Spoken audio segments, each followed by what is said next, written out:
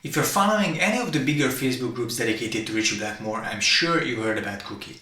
He's a super cool guy who was Blackmore's guitar tech in the 80s, and he's kind and awesome enough to often share his stories, behind the scene pictures, and never before heard or released audio gems. So basically, thanks to Cooky, we can hear song ideas that basically never came to be or never became a song, they never released it. And if it wasn't awesome enough, on top of all this, Cooky was kind enough to take the time and talk to me about Blackmore. And for that, I'm super grateful. Cooky, I really appreciate it and thank you so much. But unfortunately, we had some technical difficulties and the audio didn't came out that great. So I would urge everyone to listen to it on studio monitors or proper headphones, well, even a TV maybe, but basically anything other than a mobile device or a tablet or a phone. But we intend to continue our conversation, so look out for part 2, and in the meantime, leave your questions in the comment section. And one last thing I have to say, or I want to mention, because I think it's a great opportunity. So if you want to have your guitar scalloped, you can send the guitar or the neck to Cooky and he'll scallop it the way he did it for Blackmore. And I think it's pretty awesome. And actually the whole conversation is pretty awesome, so I hope you will enjoy it as much as I did. Let me start by asking about that Strat. Is it purple? I think you posted it on Facebook. Here's purple in color, and believe it or not, I just put this neck on it that a friend gave me. It's actually a Tex-Mex neck. It's an old, refinished one. But this is a Squire. Okay. Believe it or not. And I bought this Squire for $100. Nice. But I put the Seymour Duncans in it. Yeah. And it sounds great. It's cheap electronics and it's cheap wood, but this thing is beautiful. It stays in tune great. I mean, probably that's... I'm not a great player anyway, but I play more and more as the days go on, When I was with Richie, I always had a guitar in my hand, so... Well, yeah, well, we'll get to that because I'm obviously very much interested in those days. So I think it would be probably the best for just everyone who will be watching to get some of your story first, just to introduce you. So maybe I'm guessing we could start at what was your first experience just as a listener. So when did you first met the music of either Deep Purple or Rainbow?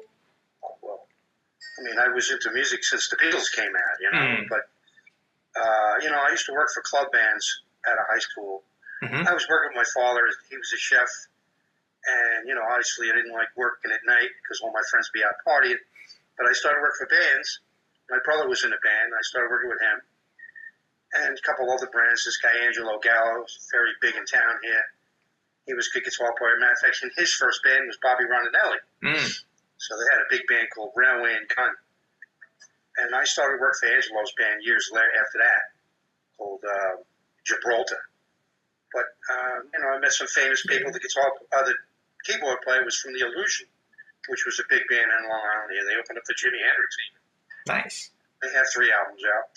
But I started making connections, and my brother went on and with his own thing. He went and worked for Billy Squire and a few other people. Sweet. He was a guitar tech for Billy Squire. And, I was with Bobby for years after Angelo, and I used to run sound for him, believe it or not. I wasn't really a guitar tech. I used to run sound. And my friend Timmy did his drums. So when Bobby met Richie, we kind of went along. Timmy was in because he was Bobby's tech. But I really wasn't doing anything. I was working the Twisted Sister at the time, as a matter of fact. But the funny thing is, I come home from visiting my brother in Indiana, and I come home, and Bobby was auditioning for Kiss at the time. And so right away when I come home, I see Bobby's playing out. His band Samantha's playing the Hammerheads, which is a big club here in Long Island. Huge place. They had 2 stages, 2 bands. But I see Bobby, and I go, how's the Kiss audition? He goes, fuck Kiss. I go, what do you mean, fuck Kiss? He goes, you're not going to believe who was here last night. He wants me to join his band. I'm like, who? He goes, Richie Black. And he knew I was Richie Blackmore fan, big, I'm like, get the fuck out of here. He goes, I'm telling you. He was there, and he's probably going to be here tonight. And I'm telling you, it was like the gates opened from heaven. And all of a sudden, all the attention went to the front door. And the crowd turned and looked. And there's Richie walking in the door with Colin and his wife, Amy. And it was like the parting of the Red Seas. It was amazing. Because everybody in the place was like, holy shit, rock royalty's coming in. And he came right to us. We were standing at the bar, and he came right over to Richie. Right up to Bobby, and he starts talking. And Bobby says, I got to go play now. So he went out on stage, and I sat and talked to Richie and some of my friends. I was kind of shy, so I didn't really go up to him too much. But he bought me a drink and started talking, and Bobby's doing solos and stuff. And Bobby's like a ham when he knows people are watching him. He's even better, which is hard to believe. But he is actually even better when he's got an audience. That's a great skill to have. That night, Richie said, I'm going to replace Cozy Powell, and he's leaving, and wouldn't you like to come over and jam? So sure enough, Bobby calls me like the next day or the next couple of days or something and said, listen, you play soccer, don't you? And I said, yeah, I do. He goes, we're playing soccer at Huntington High School. Why don't you come over? I'm like, you're playing soccer? Because Bobby used to just like play handball and basketball and things like that. Okay, yeah, sure, I'd love to come over and play. And by the way, can you pick up my drums and take them to Richie's house afterwards? I said, yeah, no problem, because Timmy wasn't around for some reason. Actually, no, maybe Timmy was there, but I'm not really sure. I remember. It's a lot of years ago now. But anyway, with that, we played soccer, and I was a very good soccer player, so I made an impression. And Richie liked me, but I think he thought I talked a little too much sometimes because he likes quiet people. And I am quiet if I'm by myself. But anyway, we went to his house afterwards. We had a little party, and him and Bobby went downstairs and jammed. And Richie's basement is kind of hard to get at, so we had to take things down like a little slightly winding staircase, and it's a very spooky-looking place.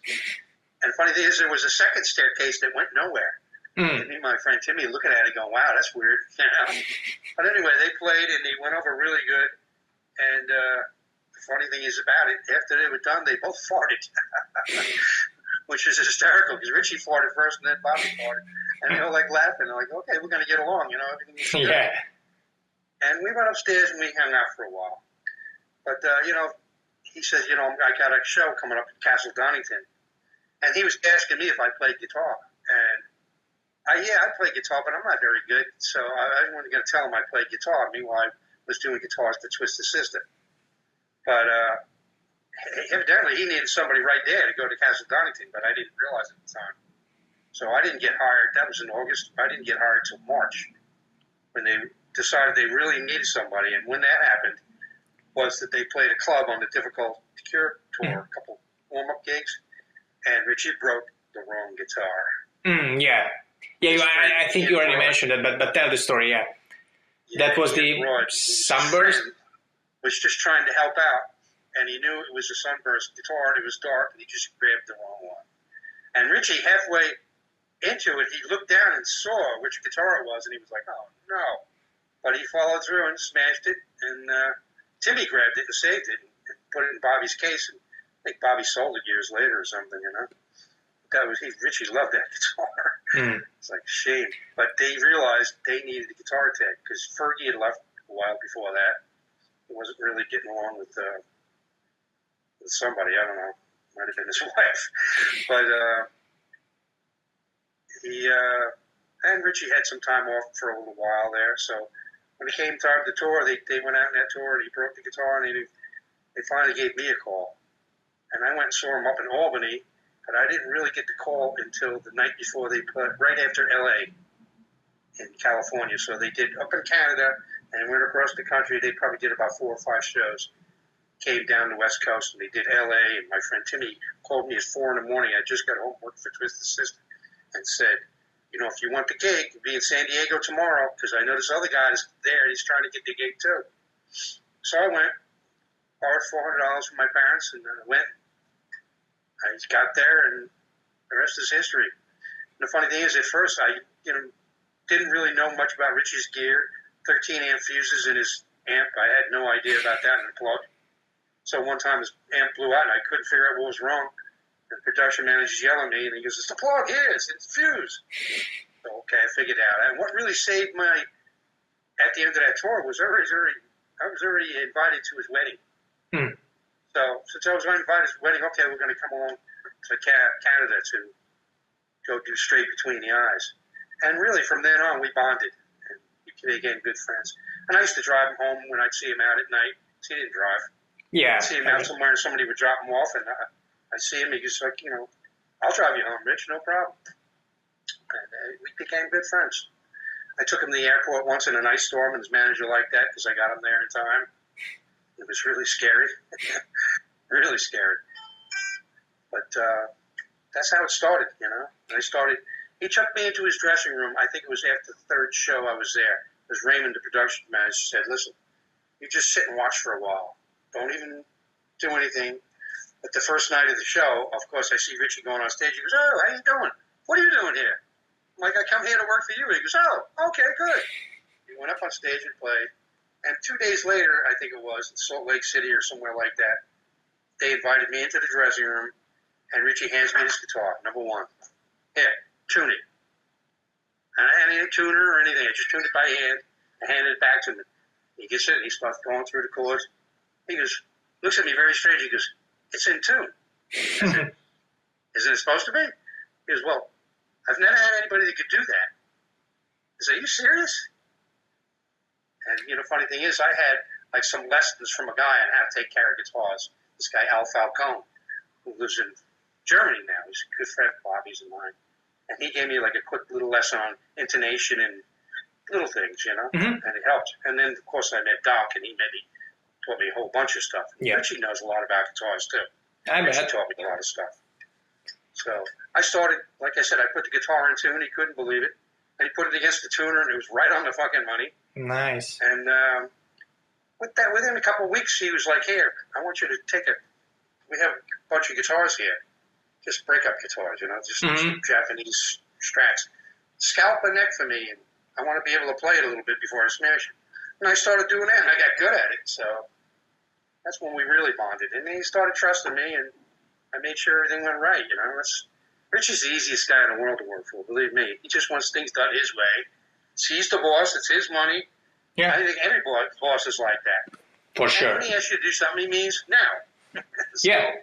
That's why I'm at work, too, now. My boss thinks I'm great because when he asks me to do something, I do it right there. It's that easy. Yeah. Like I said, Richie was very easy to work for. Good guy.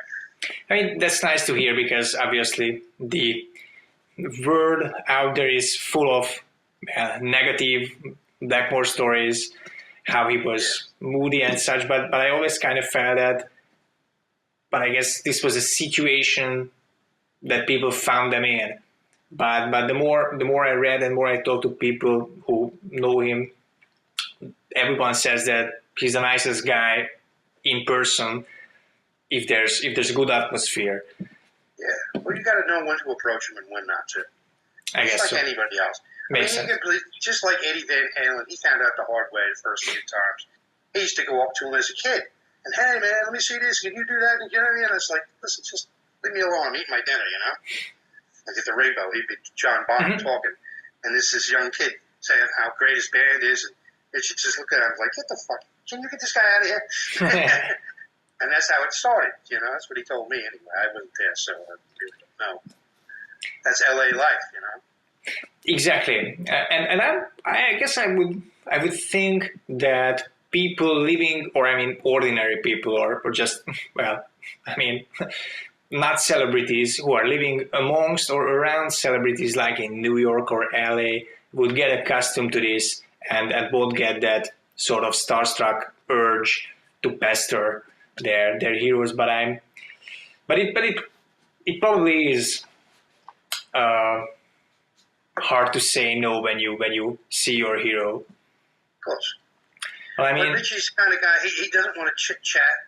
If you got something he's interested in, he'd be very interested in talking to you.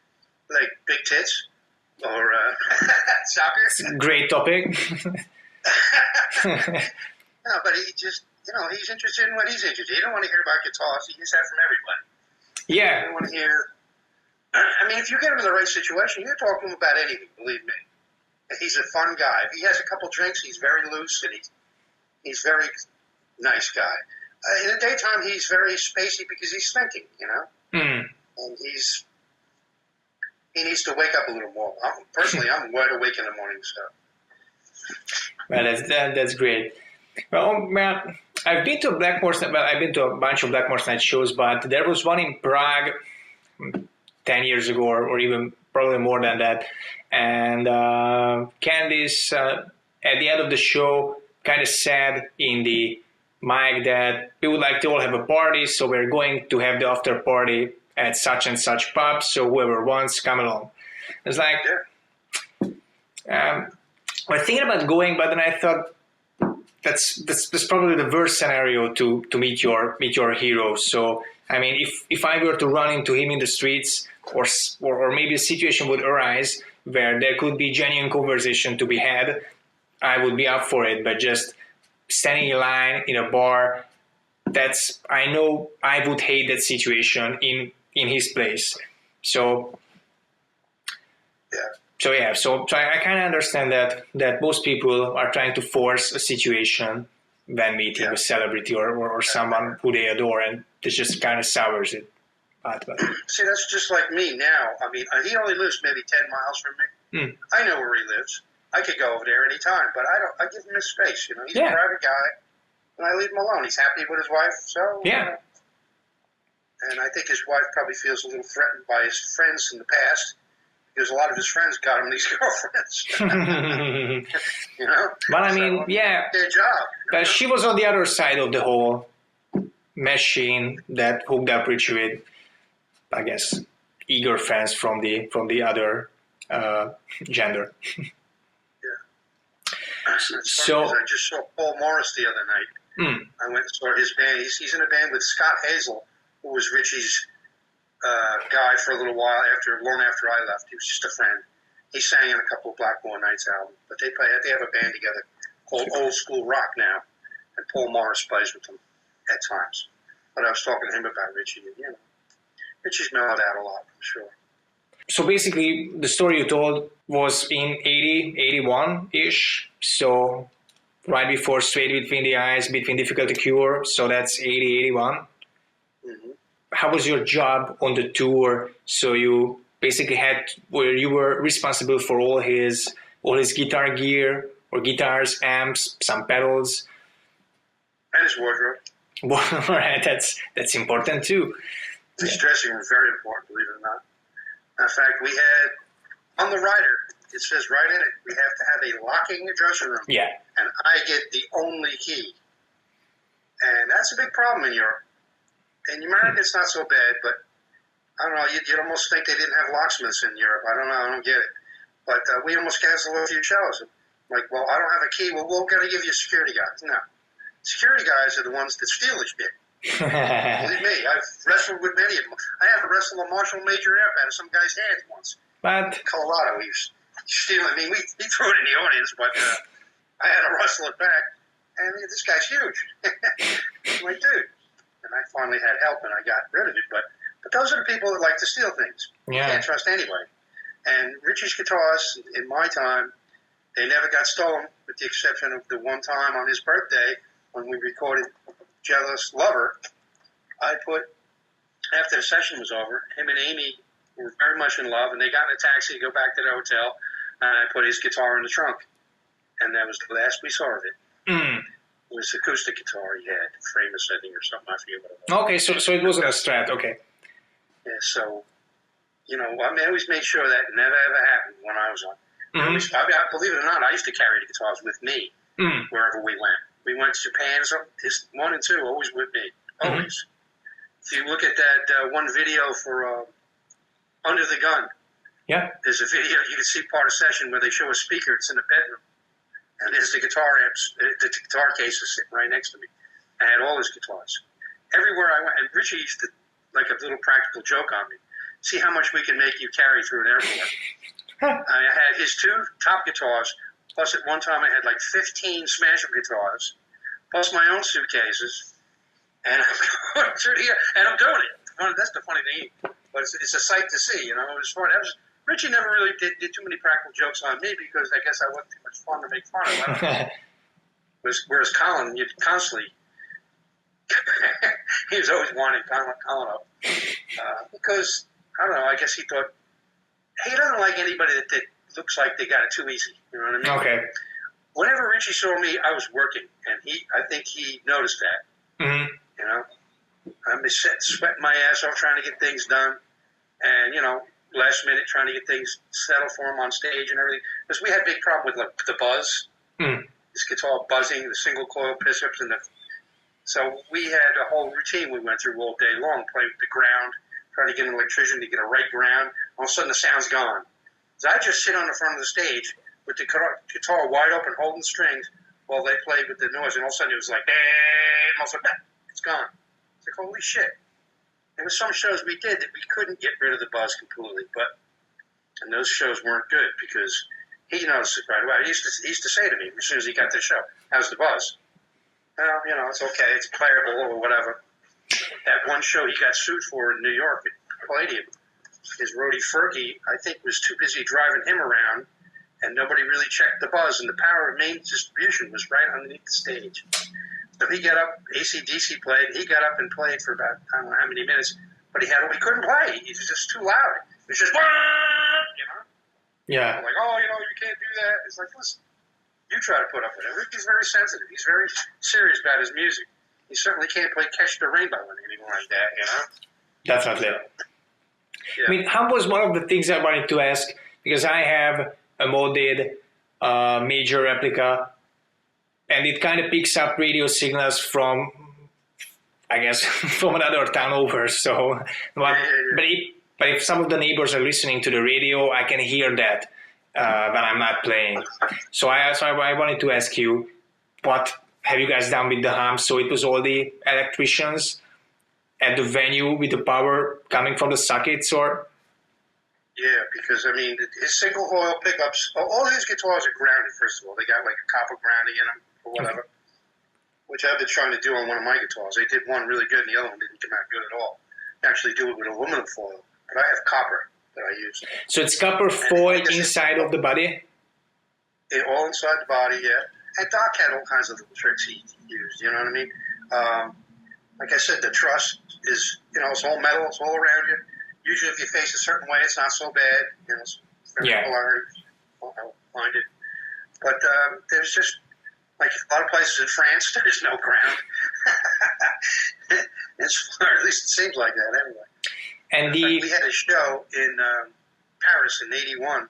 We played outside in like a tent. And Richie jumped on stage. He was on stage and he just stepped onto the drum riser, which is all metal. And I could see him go.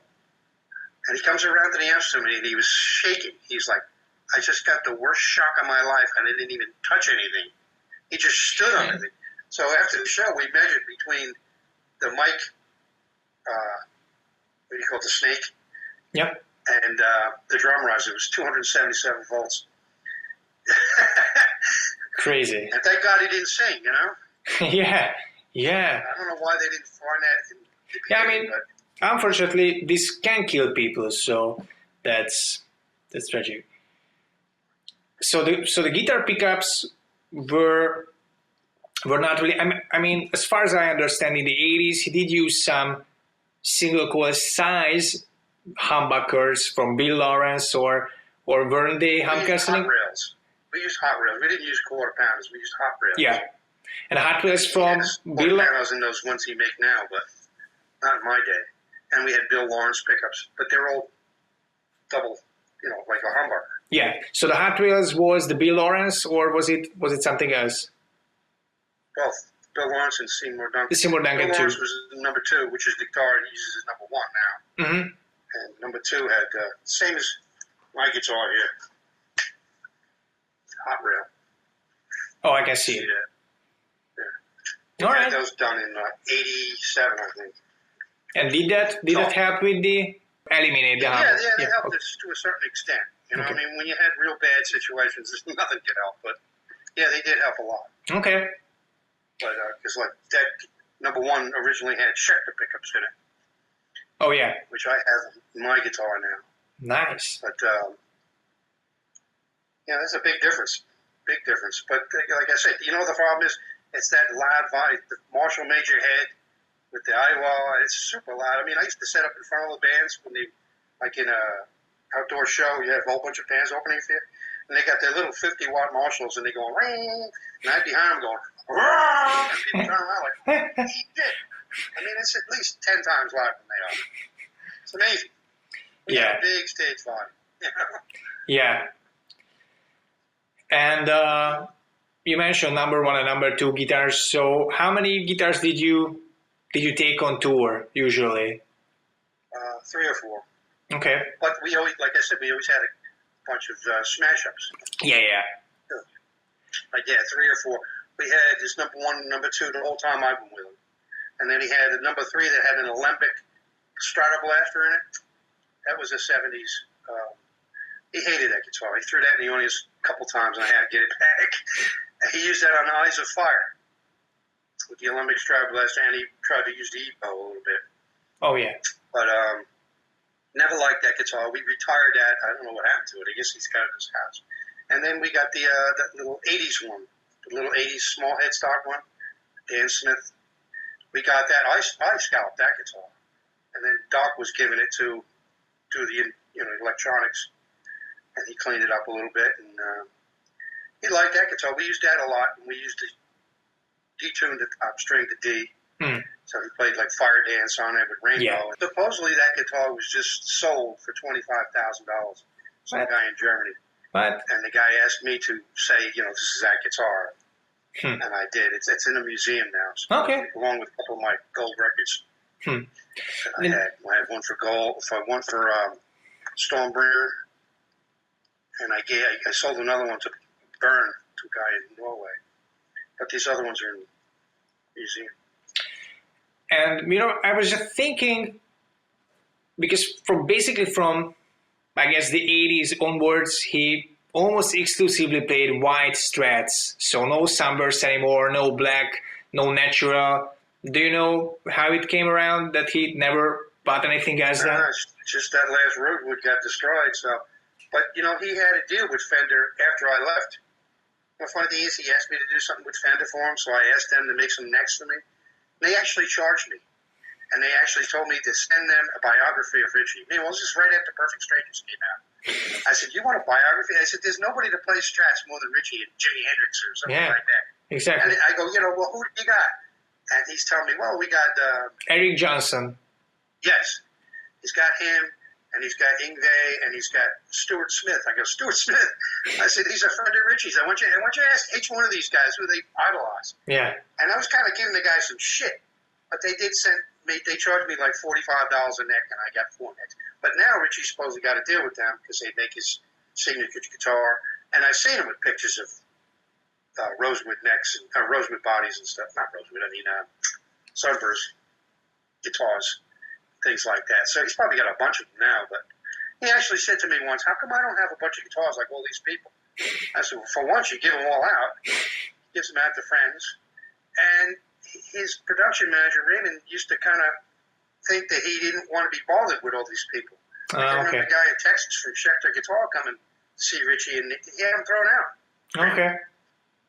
So I was like, well, your reputation is that people don't want to. Steinberg gave his guitar too, but Steinberg wanted to charge him for it too. So he said, "No, you can keep it." Roger kept his bass, but Richie didn't want to pay for it. He didn't feel like he needed to, Yeah. So anytime he got a new guitar, it was probably given to him or something like that? Or did he go into a shop and buy one? Or Yeah, I mean, when we go to Japan, Fender Japan used to give him everything. Okay. Fender America didn't do anything for him. Maybe they did in the old days, but not during my time. But, like Yamaha guitars give him some stuff. Obviously, Roland gives him stuff. All the Japanese companies are great to him. So he gets stuff, and he's got his little collection now. I'm sure he's got tons of acoustic guitars. I can see that. Yeah, he had that. I think I saw it in the music video for "Knocking at Your Back Door." That Sunburst Roland guitar. I'm sure you remember it. Did he just use that for the video, or did he ever play live on that? Or well, that's the thing. A lot of videos, he did that on purpose just to make people talk. Like Death Alley Driver, he plays that natural color green guitar. he gave that one to Stuart Smith. Oh yeah. He mentioned that. Yeah. And the 79 anniversary guitar that he had, which Joe Lynn Turner used to play on stage, he gave that to his friend Barry. And he gave me the red one. He gave me this red Strat. And this one you got in Scandinavia, right? This is Finland, yeah. Oulu, Finland. Mm. And the funny thing is, we just found pictures of the guy giving it to him. So that's good for me if I ever want to sell it. I don't think I'll ever sell it, but you know. Yeah. Just to prove it was his, you know. Yeah. It's always good to have some sort of authenticity or certificate of origin or credential. Yeah, that's what I'm looking for. That just shows what kind of guy Richie is. He's a friendly guy. I mean, he's not the guy people think he is. He really is. He could be a nasty guy, so can anybody else. For sure. And so on the tour, with those couple of guitars, did you have to restring them day by day?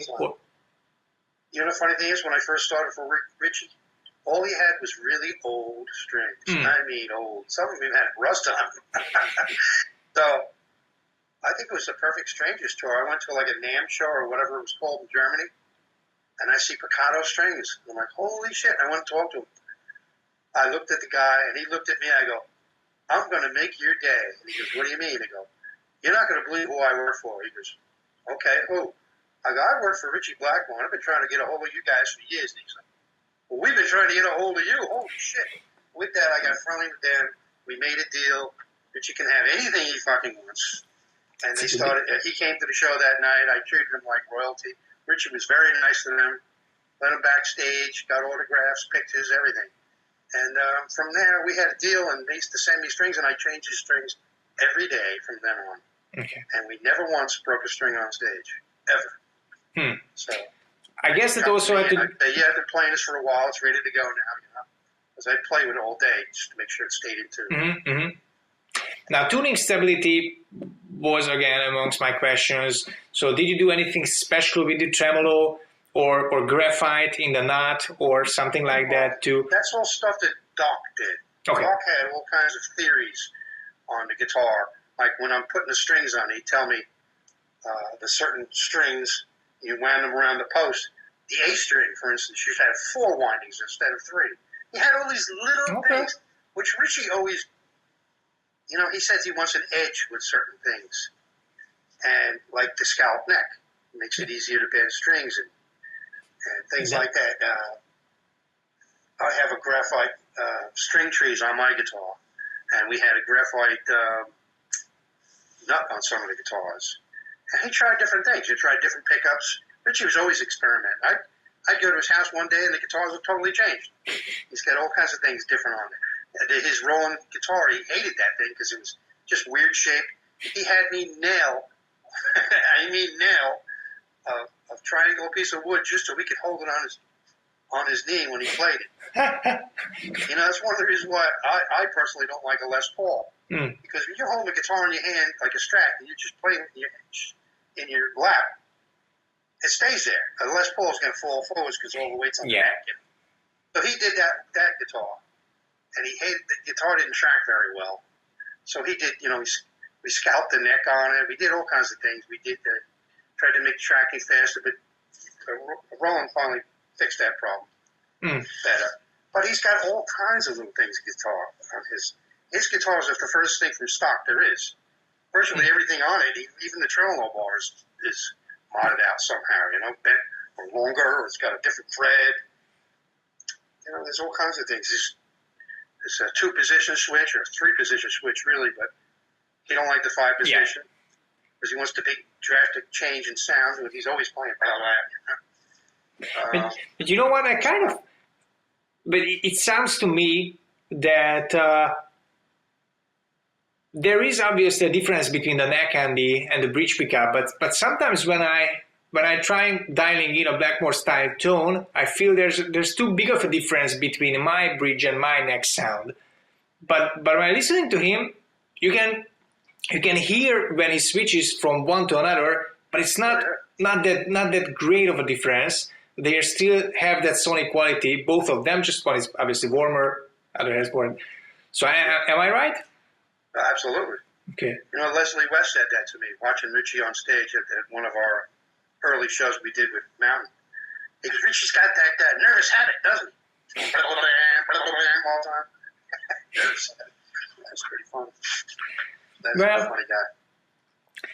And this is a great trick, but he usually uses, and we were talking about this with Stuart, when he flicks it to the bridge position at a strategic moment in a lick, and it just cuts even more. And so it has its place in his music, so definitely part of his. Yeah, it adds so much color and everything to the sound and everything. He's an expert with that, you know. I just fuck around with it. I can't, like I said, I don't play that much, so.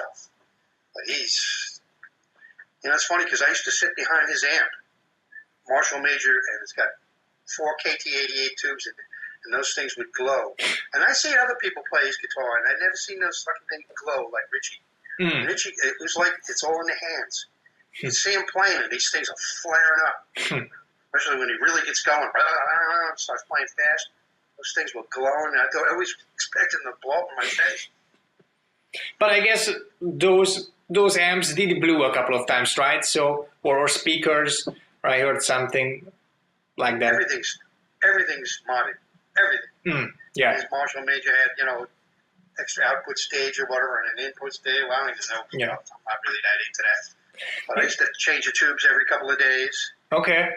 He always went by me, which amp sounded better. We only had 3 that were really good. The 4th one he threw in an audience in Sapporo or something years ago. So we never got that one back. But we had 3 good ones, and he'd say to me, and if he didn't like it, he'd say to me, let's try another one now. But he only came down, like for sound check, maybe once every week or 2. Okay. Just to make sure everything's right. And, you know, to see what the situation was. And he wanted to hear his amp, and he probably a little practice too. He liked playing with his bass pedals, make sure they sounded right. He always had me playing with them too. Always got to clean them because they get dirty. The contacts get dirty really easy. But like I said, he's very easy to work for. He just asks you to do something, you do it, and everything's good. Yeah. He's happy. You always try to make him happy just before the show goes on. If there's things going on, you either don't include Richie in the conversation or you tell him and hope for the best. You know, I never hid anything from Richie, but, you know, if something was wrong, we'd try to work it out before he found out about it. And like I said, it usually was fine. Like Madison Square Garden, we played there in 1982. Fucking M80 goes off right between him and Joe, like after, what do you call it, Spotlight Kid. And usually if something happens at the beginning of the show, that's it. It's over. But thank God he knew it was a big show, and we went through and everything was fine. Like the show in Belgium where somebody threw something and hit him. You don't believe how many people throw shit on stage. It's amazing. The shit I find on stage, shuriken stars, bullets, embedded into the metal even, you know, would have cut it in half. But things like that. And he's always got some guy sitting in front of him with his arm crossed, like, go ahead, impress me, you know. Yeah. Yeah. So, did Doc go with you on the tour as well? Or? No, he might stay for a day, but he was too expensive to take on tour. Okay. You know, I mean, he's a real technician. He had patents on Richie's amps.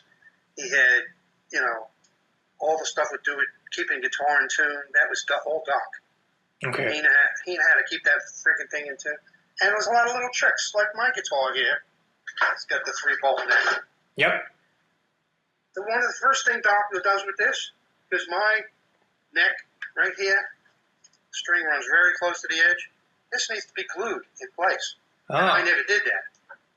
Once you glue it in place, it can't move. See, mine bends up a little bit that way and that way. Okay. So, actually, the 4-bolt neck is probably a better neck, but that's the guitars he liked, the 3-bolt, you know. But the first thing Doc would do is hot glue that. Huh.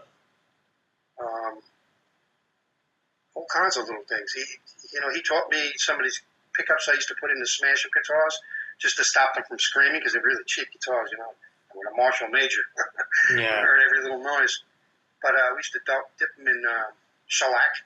Keep the highs from squealing. He knew everything. Doc was brilliant. And Doc was a funny character. He was like an old hermit, you know, in the woods, just playing with electronics. He taught me a lot, but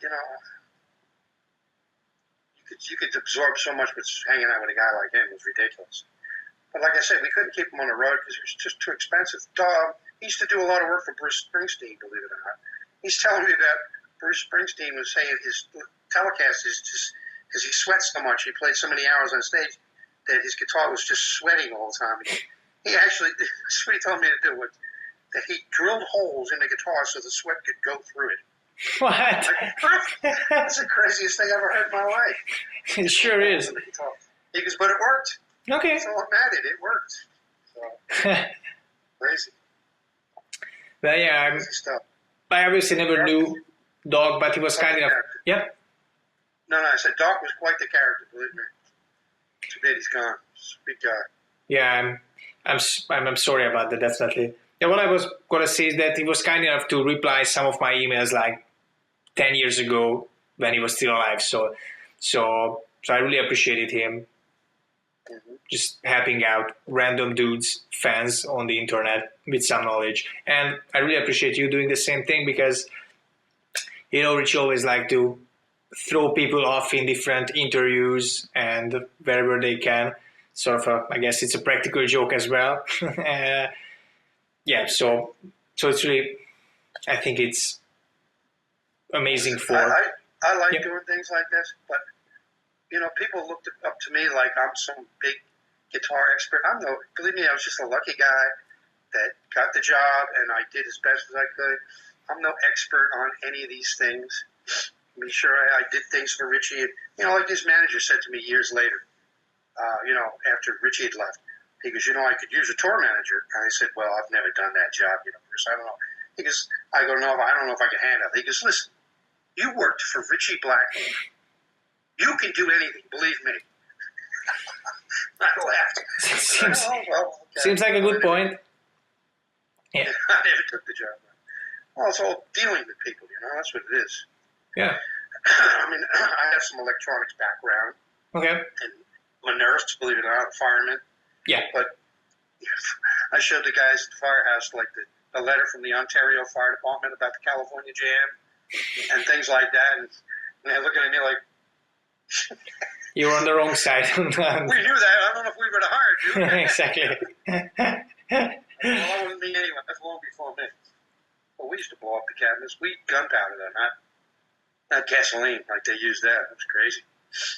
So gasoline is more dangerous, or? Oh, yeah. We use smokeless gunpowder. It's out in a second. Oh, okay. It just makes a little flare. Oh, yeah, I understand. See, that's what I understood, too. We had these little squibs on stage. They'd shoot like sparks, like a Roman candle. Mm-hmm. And we used to have to prove to the fire marshal every day that nothing was going to catch on fire. So how the hell does KISS get away with flame pots that shoot flames 40 feet in the air, indoors? How do they get away with that? It's beyond me. I don't know. Well, they know someone probably. Yeah, they did. Well, I think they used to just take the fine and that was it. Shit, you could get thrown in jail. Yeah, so as sort of I read in Colin's book, the industry and the world changed throughout the years. And some of they were good changes, and well, obviously some of them were less than favorable for the production crew and the rock stars as well. What I wanted to get back to is the last question about the tremolo. Did you set it up to bend up like 3 semitones on the G string or? Well, I'm not sure about the semitones and all that. Even the measurement, I've never really measured it. But you want to go halfway, You want to be able to go forward and backward. Yeah. So it settles right in the middle. Mm-hmm. And you stretch the shit out of the strings. A lot of people put strings on, like they show you in magazines that go up and around and back. Doc always showed me you go around the post 3 times and in the hole and tighten it up. When I worked for Twisted Sister, we used that method I was telling you before. You put the string in and you go back and feed it through, and then you get a ton of string to fucking wind up. Yeah. I don't know. That doesn't seem to work too good for me. I don't know. And then his guitars always stayed in tune, so that's all I know. They're amazing. His guitars are amazing. And later he changed. I'm pretty good at that. Is that? Yeah, I wanted to ask about locking tuners. He later changed to some Sperzos or... Never used locking tuners. Okay. You know? Floyd Rose. I mean, it's nice, but it's a pain in the ass. I bet. Those things are a pain in the ass. I bet. And not only that, you got to cut a big hole in the body of the guitar to make it. I don't care for that. I mean, if it works for you, that's great. But it's just the opposite of what we used to do. We stretch the shit out of the strings. They don't stretch them at all, really. So that's something I learned from acoustic guitar playing. So if you listen to guys like Tommy Emmanuel, they always say that the first thing on the acoustic guitar you have to do is stretch the strings, and it works miracles for the tremolo as well, I'm sure, because I guess physics of the elasticity of the string, and it makes definitely a lot of sense. And I think one of our earlier conversations was you telling me that Blackmore was warming up with the Bach Brandenburg piece that he liked to do. So did he warm, or what do you remember of his warm-up routine? Or I guess he was always playing the guitar, but did he do any special warm-up before the show? No, like I said, he'd do that. He'd play all those little classical pieces, just going up and down the neck. Chromatic scale kind of things. Mm-hmm. Like I said, he had a lot of little songs that he played. I didn't even know what they were, some old English folk stuff. And he just like he'll get in his dressing room, open a beer or a drink or whatever, put the candles on, and if I was in there, sometimes we'd kick the soccer ball together. We'd set the fucking smasher guitar down the end, like an old one, in pieces and kick it at it. People walk in the dressing room, they see his guitar burst in a million pieces. It was pretty funny. That was his trick, his little laugh. Well, that's rock and roll. Kept him happy, Yeah. Richie tried to keep it quiet and just do his thing. That's why the night that George Harrison was there, I mean, I met him early in the night, and I went to the dressing room and took care of Richie, and I never knew much more about it, other than seeing him come across the stage at the end of the show. George wants to play a song. I look at Richie and he's like, well, give me the guitar. I thought maybe he'd say, no, tell me you're lost, I wouldn't be surprised at either. George, he respected George, and believe me. And George respected him too, because all George was talking to him about was how Richie, when he was with, Screaming Lord Sutch, and he went and saw them when he was with Jerry Lee Lewis, or maybe the other guy, what's his name? Bee-Bop-A-Lula there. Bee-Bop-A-Lula, she's my baby. Yeah, isn't that Gene Vincent, right? Yes, Gene Vincent, that's it. He went and saw them play, and he remembered that, All right. Richie was, like a big star already, where the Beatles were just up and coming. But we really wasn't a big star. He was just a session guy, but he was known, Well, musicians, I'm sure, loved him back then too. Yeah. Well, like I said, though, they had mutual respect for each other. Simple as that.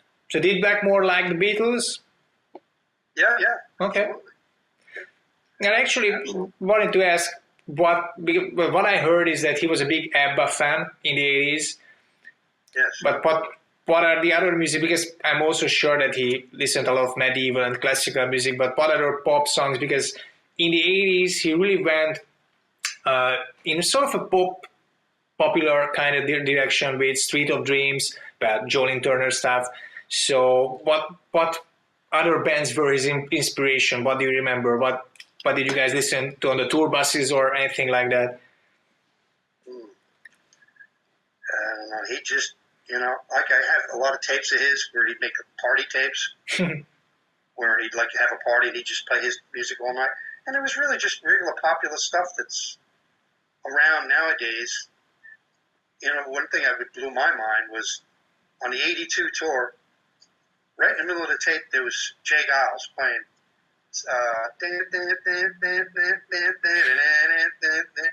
And the whole audience would boo, like, woo! It was like the biggest song in the country at the time. It was like, boo, was sick of hearing this shit, but halfway through, everybody's jumping, going, yeah. And I was really surprised that Richie liked that. But he just respected that it was a good tune, I think. And, they were good musicians. But I was very surprised. Jay Giles, wow. And he had the Troops, and he loved Jethro Tull, you know that. Yeah. anything to do with Jethro Tull. He told me that he thought Ian Anderson was the best folk guitar player around. I can see that. Yeah. I met him a few times. He was a nice guy. He respected Eric Clapton. He liked Gary Moore. He introduced me to Gary Moore. So they were friendly or friends or? Yeah, they're friendly. With Clapton it's not too? like he's going to go hang out with him or anything.